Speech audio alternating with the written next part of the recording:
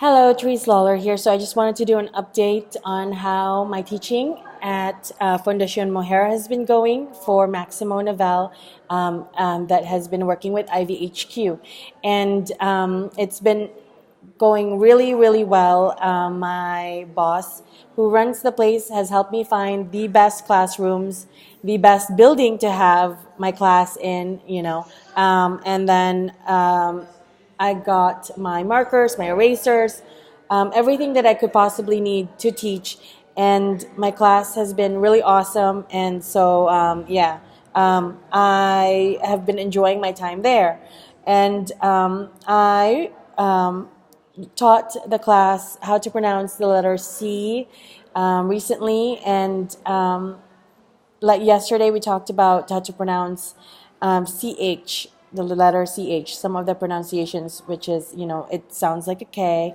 And so that's just some of the examples that I've been working with the class. And yesterday we talked about the class's favorite sports players because we were going to talk about Manny Pacquiao.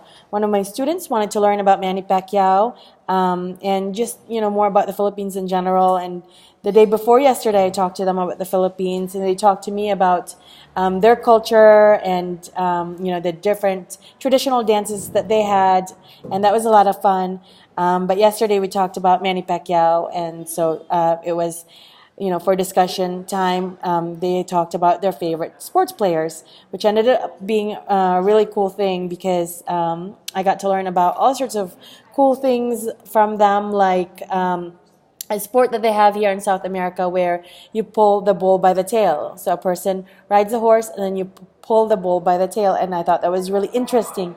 I absolutely love learning about new things, within other people's culture, and they liked learning about my culture a few days ago, which was, like our dances, like the tinikling, our traditional costume, like the patadjong, that's in the Philippines. And when we read things like that, that's like an article that, they're interested in learning, and then it's fun for them. It helps them learn English a lot better, and so they've been amazing. And I also taught them yesterday about I made like a little article thing that talked about Eurostar, and it also talked about Statue of Liberty and Ellis Island, which are places to visit in America. But before we went into that article, I talked to the class about where they had gone for their vacation in the past, their favorite places they had gone to, and I got to learn about all sorts of fun places here in South America.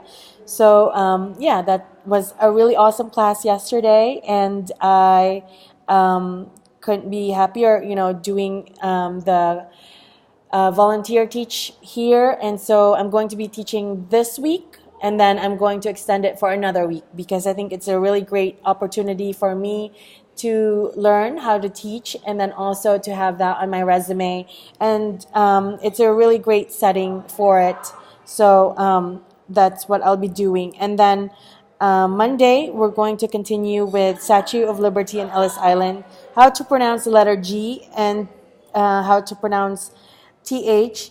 Ask what words have the same pronunciation. Like the article is going to go into different ways to pronounce letter G, and I'm going to have them suggest other words that they, have found that have the same kind of pronunciation as the letter G and then the letter TH.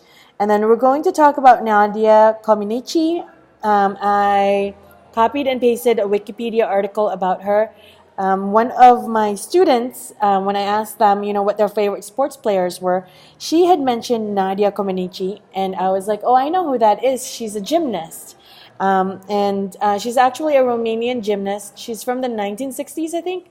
And she's one of the most popular gymnasts that has ever been in the gymnastics Olympics because she won perfect score for uneven bars, and I really loved watching a video about her when I was younger, and because I took gymnastics, and so she was one of the people that I learned about, and I got really interested in my student talking about Nadia Comaneci, and I thought, what a great lesson it would be to have an article about Nadia Comaneci, and the whole class could learn a little bit more about her.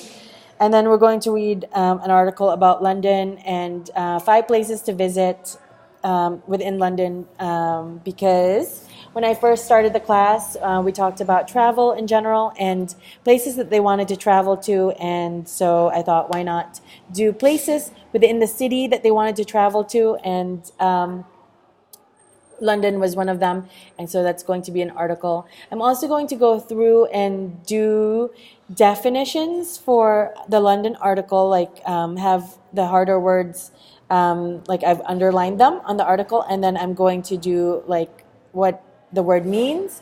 And then I've also decided to try to do a quiz for each one of those. That way, I can check how well they're doing with the like understanding all of the different vocab words that I am teaching. And so I think it will be a really fun class this coming week, and I'm going to try to do more quizzes and more writing, and of course more of the having my students talk. So yeah, that is it for my video. If you are interested in learning more about this program, visit IVHQ's website or Maximo Novel's website. And I am in the program that is in San Jose, Costa Rica, and it has been a lot of fun. And I taught with 2 girls from New York last week, and they were really helpful. They helped me get to Fundacion Mujer, and then coming back from Fundacion Mujer. So I'm going to be missing them, but there will be somebody else joining me this coming Monday. So I look forward to meeting the new person. That is it. Thank you so much for watching. Have a great day. Bye.